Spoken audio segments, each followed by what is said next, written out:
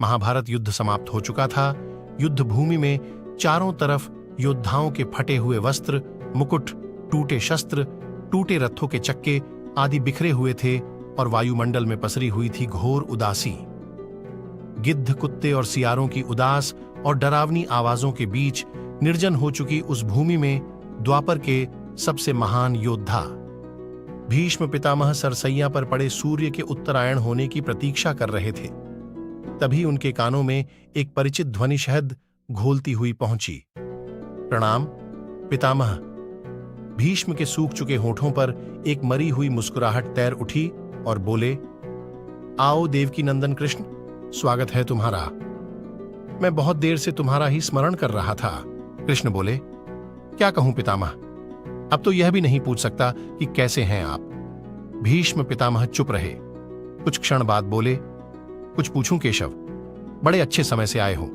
संभवतः शरीर छोड़ने के पूर्व मेरे अनेक भ्रम समाप्त हो जाएंगे। कहिए ना पितामह। भीष्म पितामह ने कहा, एक बात बताओ कृष्णा, तुम तो ईश्वर हो ना?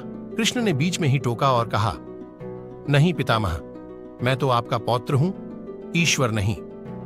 भीष्म उस घोर पीड़ा में भी ठहाके लगाकर हंस पड़े और बोले, कृष्ण, मैं अपने जीवन का स्वयं कभी आकलन नहीं कर पाया। संभवतः नहीं जानता कि अच्छा रहा या बुरा, पर अब तो इस धरा से जा रहा हूं कन्हैया, अब तो ठगना छोड़ दो।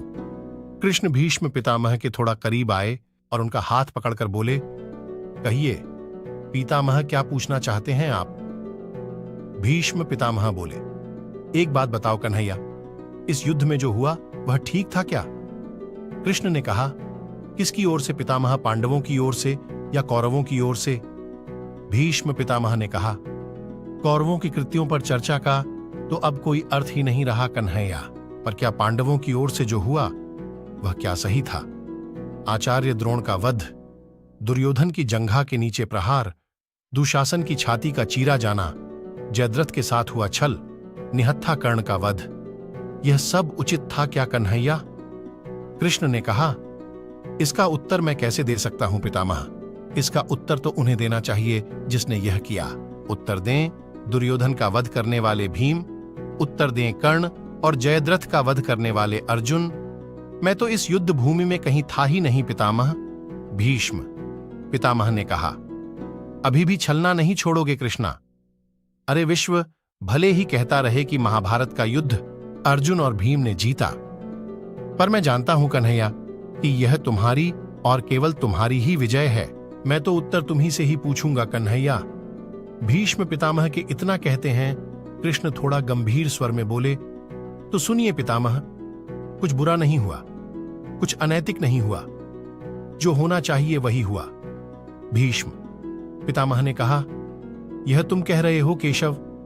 मर्यादा पुरुषोत्तम राम का अवतार कृष्ण कह रहा है, यह छल तो किसी युग में हमारे सनातन संस्कारों का अंग नहीं रहा है, फिर यह उचित कैसे हुआ?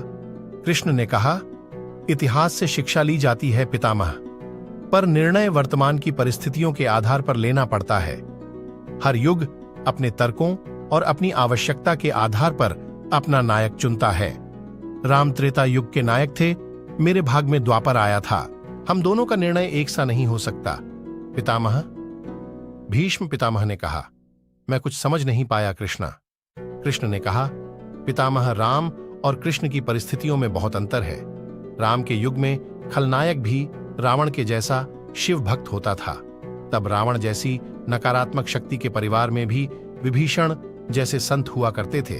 तब बाली जैसे खलनायक परिवार में भी तारा जैसी विदुषी स्त्रियां और अंगद जैसे सज्जन पुत्र भी होते थे। उस युग में खलनायक भी धर्म का ज्ञान रखता था, इसलिए राम ने उनके साथ कहीं भी छल नहीं किया। किंतु मेरे युग के भाग में कंस, जरासंध, दुर्योधन, दुशासन, शकुनी, जयद्रथ जैसे घोर पापी आए हैं। उनकी समाप्ति के लिए हर छल उचित है पितामह। पाप का अंत आवश्यक है पितामह, वह चाहे किसी भी विधि से हो। भीष्म पितामह ने पुनः प्रश्न किया, तो क्या तुम्हारे इन निर्णयों से गलत परंपराएं नहीं प्रारंभ होगी केशव? क्या भविष्य तुम्हारे इन छल्लों का अनुसरण नहीं करेगा? और यदि करेगा तो क्या यह उचित होगा? कृष्ण ने कहा, भविष्य तो इससे भी अधिक नकारात्मक आ रहा है पितामह। कलयुग में तो इतने से भी काम नहीं चलेगा। वहां मनुष्य को कृष्ण से भी अधिक कठोर होना पड़ेगा, नहीं तो धर्म समाप्त हो जाएगा।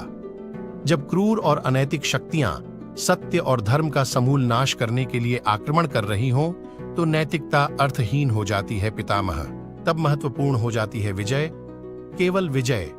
भविष्य को यह सीखना ही होगा पितामह। भीष्म पितामह ने पूछा, क्या धर्म का नाश भी हो सकता है केशव?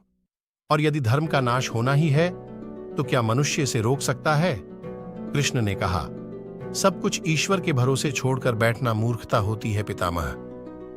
ईश्वर स्वयं कुछ नहीं करता, केवल मार्गदर्शन करता है। सब मनुष्य को स्वयं ही करना पड़ता है। आप मुझे भी ईश्वर कहते हैं ना, तो बताइए ना पितामह, मैंने स्वयं इस युद्ध में कुछ किया क्या? सब पांडवों को ही करना पड़ा ना। यही प्रकृति का संविधान है। युद्ध के प्रथम दिन यही तो कहा था मैंने अर्जुन से, यही परम सत्य है। कृष्ण की बातों को सुनकर भीष्म पितामह संतुष्ट लग रहे थे। उनकी आंखें धीरे धीरे बंद होने लगीं। उन्होंने कहा, चलो कृष्ण, यह इस पृथ्वी पर अंतिम रात्रि है। कल संभवतः चले जाना होगा। अपने इस अभागे भक्त पर कृपा करना केशव। केशव, मेरा सौभाग्य है कि मैं मेरी गंगा मां का पुत्र हूं और आपके आशीर्वाद की कामना है मुझे। केशव, मुझे प्यास लगी है। इतना कहते ही कृष्ण ने अर्जुन को आज्ञा दी और अर्जुन ने अपने गांडीव धनुष को निकालकर बाणों को जल अभिमंत्रित करके पृथ्वी पर भीष्म पितामह के निकट तीर चलाया, जिससे पितामह के नजदीक मां गंगा प्रकट हो गई।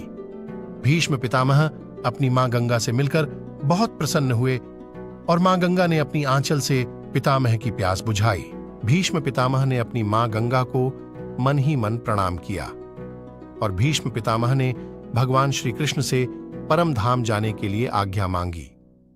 कृष्ण ने मन में ही कुछ कहा और भीष्म पितामह को प्रणाम करके लौट चले। पर युद्ध भूमि के उस डरावने, जब अनैतिक और क्रूर शक्तियां सत्य और धर्म का विनाश करने के लिए आक्रमण कर रही हों, तो नैतिकता का पाठ आत्मघाती होता है। ईश्वर कुछ भी नहीं करते, ईश्वर सिर्फ मार्गदर्शन करते हैं। कर्म तो हमें ही करना पड़ता है, सब कुछ तो हमें ही करना पड़ता है, और ईश्वर के भरोसे हाथ पर हाथ रख के बैठे रहना बड़ी मूर्खता होती है।